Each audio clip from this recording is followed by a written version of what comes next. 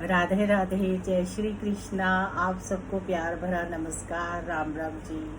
तो हमारी जैसी चर्चा चल रही है कि सुखदेव जी परीक्षित जी को सुना रहे हैं भागवत, और वो कहते हैं राजन, विदुर जी ने धृतराष्ट्र जी को बहुत समझाया कि आप ये सब गलत कर रहे हैं पांडवों के साथ, ये आपको नहीं करना चाहिए। लेकिन धृतराष्ट्र जी मोह माया में इतने फंसे हुए थे पुत्रों के कि उन्हें ये बातें समझ में नहीं आती। तो विदुर जी ने सोचा, अगर मैं इनका अन्न ग्रहण करूँगा तो मेरी भी बुद्धि भ्रमित हो जाएगी। इसलिए वो राज्य से बाहर गंगा के किनारे झोपड़ी बनाकर अपनी पत्नी सुलभा के साथ रहने लगे। वो 3 घंटे तक भगवान का कीर्तन करते थे और उन्होंने अन्न त्यागा हुआ था, सिर्फ शाक सब्जी खाते थे और उसके बाद आकर राज्य का कार्य करते थे। वो भगवान की बहुत अच्छी तरह से पूजा अर्चना पाठ करते थे, उनकी बड़ी लगन थी और उनकी पत्नी की भी बहुत लगन थी। ठाकुर जी को भोग लगाते थे।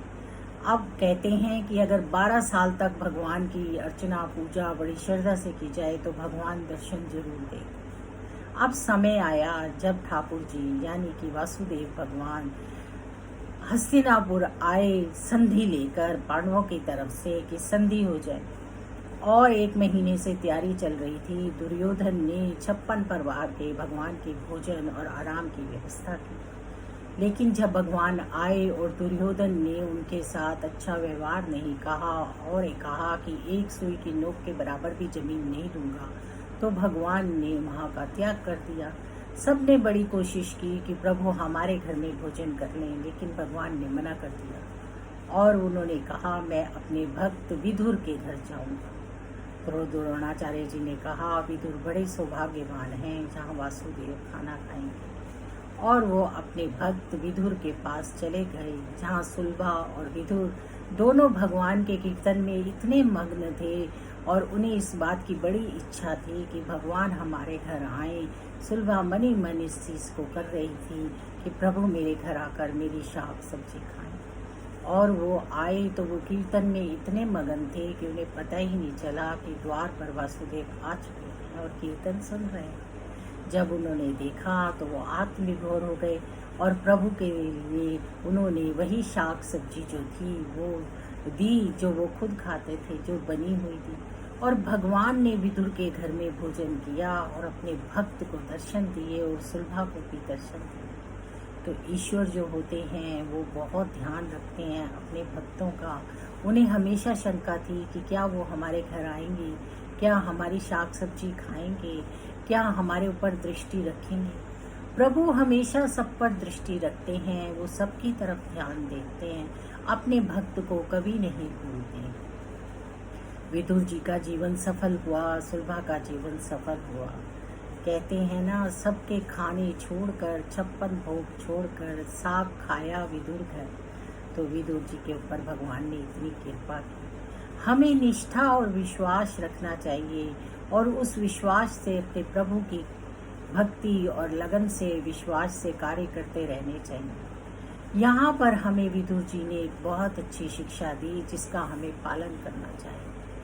अगर हम किसी ऐसे घर का अन्न खाते हैं जो अन्न जिसके घर में अन्न शुद्ध नहीं है तो हमारी बुद्धि भ्रमित हो सकती है। तो इसलिए हमें अपने घर में और घर के बाहर इन चीज़ों का ध्यान रखना चाहिए। किसी भी चीज़ के भोगों के विलास में कुछ भी खाते नहीं चले जाना चाहिए। सोचना ज़रूर चाहिए और देखना चाहिए कि ये भोजन, ये चीज़ें हमारे योग्य हैं भी या नहीं, हमें इन्हें खाना भी चाहिए या नहीं खाना चाहिए।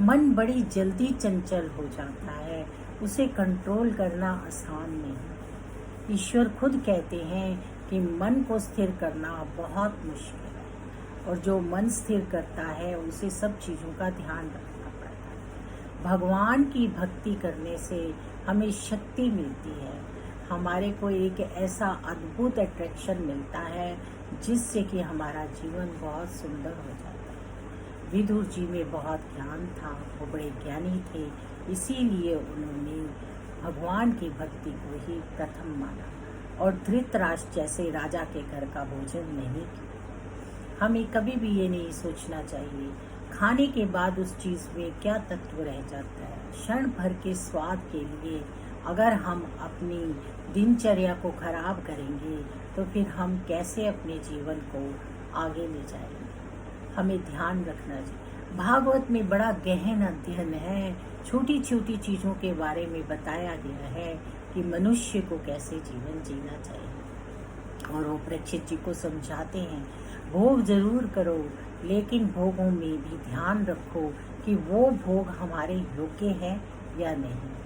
और आप सब जानते ही हैं कि विदुर जो हैं उनको श्राप लगा हुआ है। वो खुद स्वयं धर्मराज हैं जिनका जन्म हुआ था, उन्हें जन्म लगा हुआ था। इसीलिए धर्मराज को भी अपने कर्म भोगने पड़े। ऐसे धर्मराज को भी भगवान की कितनी प्रतीक्षा थी और उन्होंने कितनी भक्ति की, कितनी सेवा की। 12 साल तक गंगा के तट पर वो सेवा करते रहे अपनी पत्नी सुलभा के साथ। अच्छी पत्नी होना एक बहुत ही अच्छा वो होता है, क्योंकि अगर पति पत्नी दोनों सत्संग करते हैं, दोनों ही संयमी होते हैं, तो हमारा जीवन और भी आसान हो जाता है। तो चलिए हम इस चर्चा को करते रहेंगे।